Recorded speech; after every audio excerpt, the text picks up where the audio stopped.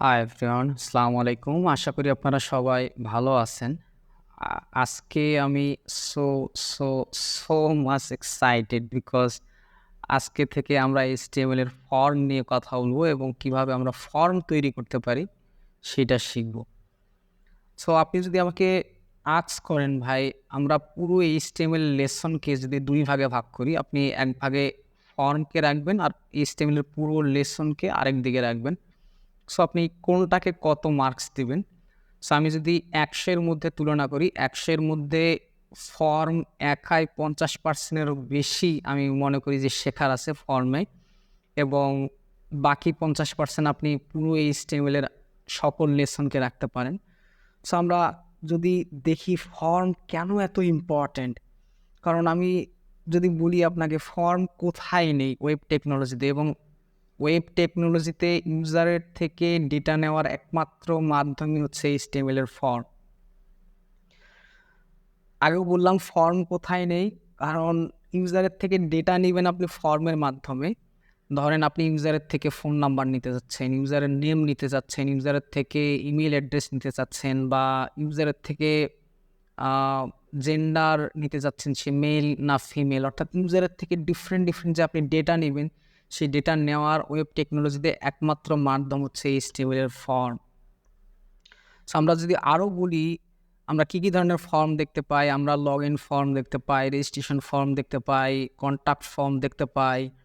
আমরা যদি আরও দেখি, ই-কমার্সে যখন আপনারা যেমন দারাজে বা অন্য কোনো ই-কমার্সে আপনারা কেনাকাটা করতে যান, তখন দেখবেন যে শপিং ডিটেলস যেটা দেওয়া থাকে সেটাও মূলত ফর্ম। পেমেন্ট ইনফরমেশন যেটা দেওয়া থাকে সেটাও মূলত একটা ফর্ম। প্রোডাক্ট চয়েস করবেন সেটাও ফর্ম। আপনারা সার্চ করেন প্রোডাক্ট বা ফিল্টার করেন সেটাও মূলত ফর্ম। আপনারা বিভিন্ন ওয়েবসাইটে দেখবেন যে ইউজারের কাছ থেকে ফিডব্যাক নেওয়া হচ্ছে, সেটাও ফর্ম। অনেক সময় আপনারা সার্ভে দেখতে পান, ওয়েবসাইটে বিভিন্ন ধরনের সার্ভে করে, সেটাও একটা ফর্ম। অনেক সময় কুইজ দেখতে পান ওয়েবসাইটে, সেটাও ফর্ম। সো ফর্ম কোথায় নেই? আপনারা ফেসবুকে একটা পোস্টের নিচে যে আপনারা কমেন্ট করেন সেটাও form. So form is everywhere. আমি যদি বলি ওয়েবে ফর্মের গুরুত্ব অনেক বেশি। দ্যাটস হোয়াই আমি সো এক্সাইটেড যে আমরা আজকে থেকেই মূলত ফর্ম, HTML এর ফর্ম কীভাবে তৈরি করতে হয় সেটা শিখতে যাচ্ছি। HTML এর ফর্ম তৈরি করার আগে চলুন HTML এর ফর্মের বেসিক কিছু আমরা ইনফরমেশন জেনে নেই। যেমন HTML এর ফর্মের এলিমেন্ট কী থাকে, অর্থাৎ ফর্মের ভিতরে নেস্টেড আকারে কী এলিমেন্ট থাকে। আপনাদের আরেকটু যদি সহজ করে বুঝাই, আমরা যদি চলে যাই, ধরেন আনঅর্ডার লিস্টে গেলাম।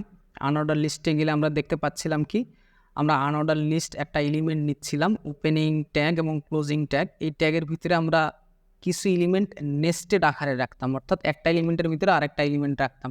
যেমন আনঅর্ডার লিস্টের ভিতরে আমরা লিস্ট আইটেম রাখতাম, এলিমেন্ট রাখতাম। সো অনুরূপভাবে অর্ডার লিস্টের ক্ষেত্রেও আমরা লিস্ট আইটেম অর্ডার লিস্টের ভিতরে নেস্টেড আকারে রাখতাম।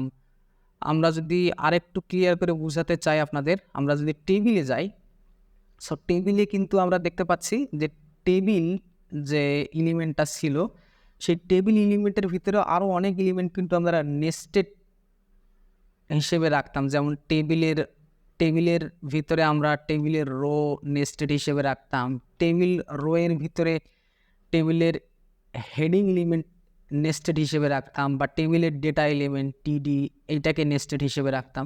সো ফর্মের ভিতরেও আমরা কিছু এলিমেন্ট নেস্টেড হিসেবে ব্যবহার করব। তার মধ্যে সবথেকে গুরুত্বপূর্ণ হচ্ছে ইনপুট এলিমেন্ট, দেন হচ্ছে label element, then select element, text area element, button element, field set element, legend element, data list element, output element, option group element. অর্থাৎ এই কয়টা এলিমেন্ট ফর্মের ভিতরে নেস্টেড আকারে রেখে আমরা ফর্ম তৈরি করি। সো আমরা শুরুর দিকে আমরা আলোচনা করব ইনপুট এলিমেন্ট এবং লেবেল এলিমেন্ট নিয়ে, এবং পরবর্তীতে আমরা বাকি এলিমেন্টগুলো নিয়ে কথা বলবো, এবং আমরা ইনপুট এলিমেন্ট এবং লেবেল এলিমেন্টের সাথে আমরা বাটন এলিমেন্টটা নিয়েও কথা বলবো। দেখেন না আপনারা ফর্মের নিচে থাকে যে সাবমিট বাটন একটা থাকে। সো আমরা বাটন এলিমেন্ট নিয়েও কথা বলবো।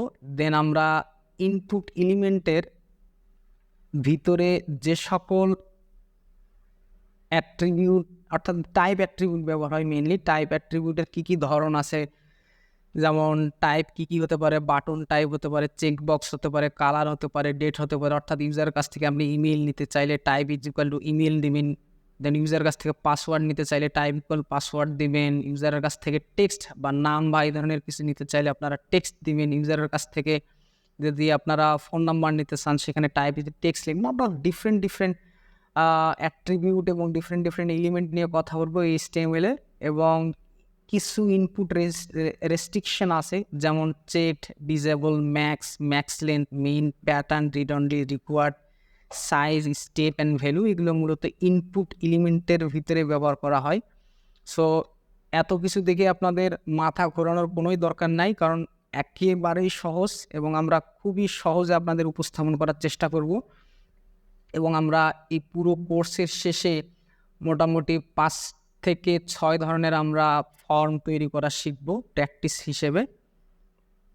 সো আমি আগেও বলতেছি, আমি সো এক্সাইটেড আপনাদের সাথে এই পুরো ফর্মের জার্নিতে। সে পর্যন্ত আপনারা সবাই ভালো থাকবেন, সুস্থ থাকবেন। আল্লাহ হাফেজ।